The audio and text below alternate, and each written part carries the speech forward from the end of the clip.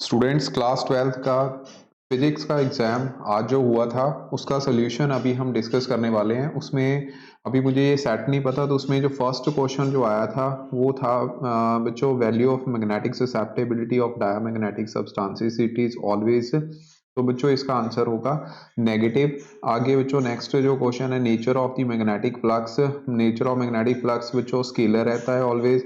उसके बाद if north pole of a bar magnet go away from the coil then the direction of induced current in the coil. ये बच्चों clockwise आएगा answer. Next जो question है इसका answer आना था इम्पीडेंस जो है रेजोनेंस फ्रीक्वेंसी मैक्सिमम रहती है। नेक्स्ट जो क्वेश्चन है शॉर्टेस्ट वेवलेंथ, इसमें गामा रेज है।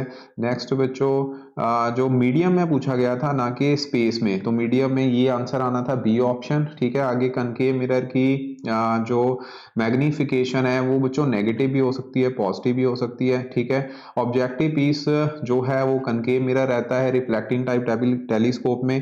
आगे बच्चों all the above ordinary light most probably all possible plane perpendicular to the direction of motion of the wave, ये आंसर आना था। नेक्स्ट जो क्वेश्चन था डी ब्रोगली, ये बच्चों बोथ मास और स्पीड के ऊपर डिपेंड करता है। इसमें बच्चों फोटो इलेक्ट्रिक करंट जो है विल इंक्रीज। ठीक है, next photo electric effect if the wavelength of the incident light decreases.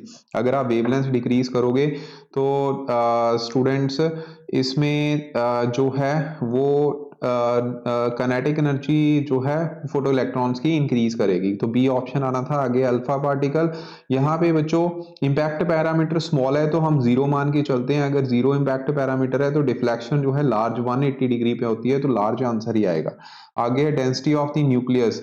ये बच्चों डेंसिटी ऑफ न्यूक्लियस जो है इंडिपेंडेंट होती है, तो नन ऑफ दी अबव आना है। ना ही एटॉमिक नंबर मास पे डिपेंड नहीं करती है। जीरो केल्विन पे सिलिकॉन जो है इंसुलेटर का काम करेगा। पीएन जंक्शन डायोड में फॉर्मेशन में बच्चों डिफ्यूजन और ड्रिफ्ट दोनों होता है।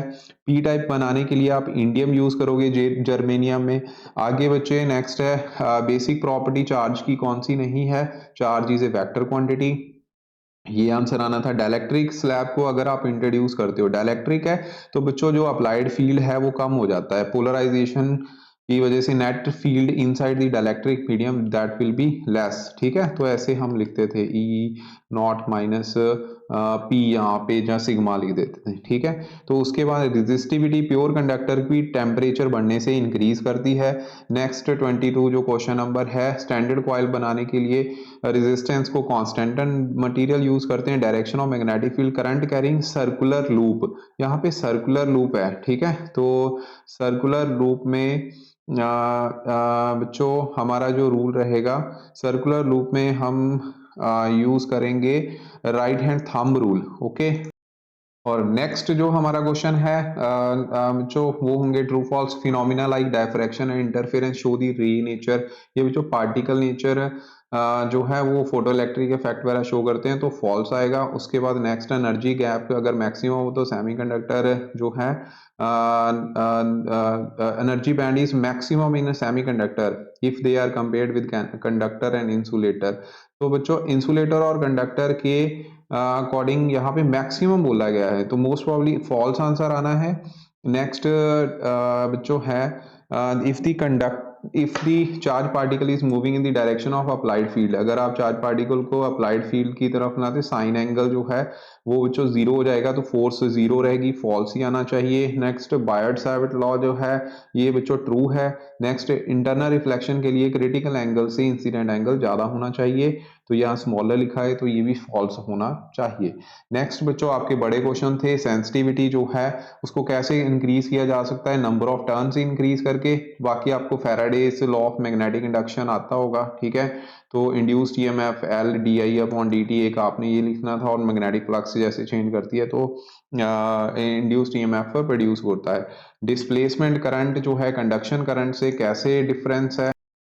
तो बच्चों नेक्स्ट जो क्वेश्चन है वो आपकी स्क्रीन के ऊपर फ्लैश हो रहे हैं। ये कंडक्शन एंड डिस्प्लेसमेंट का आंसर आना था Faraday's law of electromagnetic induction, ऊपर वाला सेंसिटिविटी वाला है।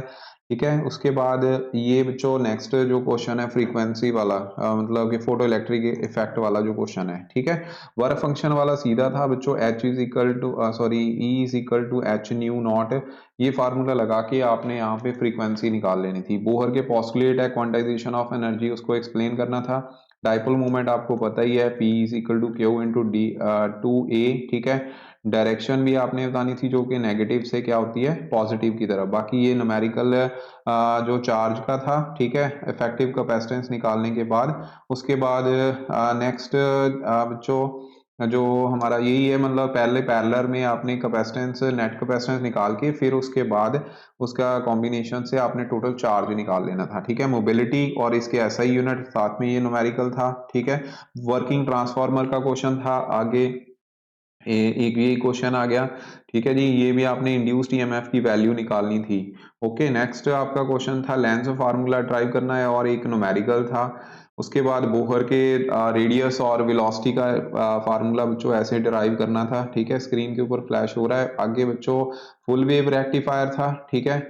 उसके बाद किरचॉफ लॉ, ये वाला क्वेश्चन था, ठीक है। आगे आपने force acting on the two current carrying long parallel wires, जिसमें करंट जो है वो आपने बताना था अगर सेम डायरेक्शन में है तो कैसे निकलना था, ठीक है। आगे ये वाला क्वेश्चन, ये भी न्यूमेरिकल है, मोस्ट प्रॉब्ली आपने 14th ही क्वेश्चन किया होगा। गॉस थ्योरम लॉन्ग कंडक्टर के लिए थी, लॉन्ग वायर के लिए, ठीक है, ये आंसर आना था इसका। आगे बच्चों लेंस मेकर फार्मूला और डेफ्रैक्शन, लास्ट डेफ्रैक्शन वाला बता रहा हूँ, तो इसमें आपने डेफ्रैक्शन का ये आंसर आपने लिखना था, ठीक है। तो मोस्ट प्रॉब्ली बच्चों सारे एक एक क्वेश्चन रह गया इसमें, जो क्वेश्चन था कैपेसिटेंस, ठीक है, कैपेसिटेंस वाला, capacitance of parallel plate capacitor conducting slab के लिए था। Okay, so all the very best for your rest of exams, ये थी आंसर की। Thank you. केमिस्ट्री का सिलेबस जल्द ही आपको करवाया जाएगा। Thank you.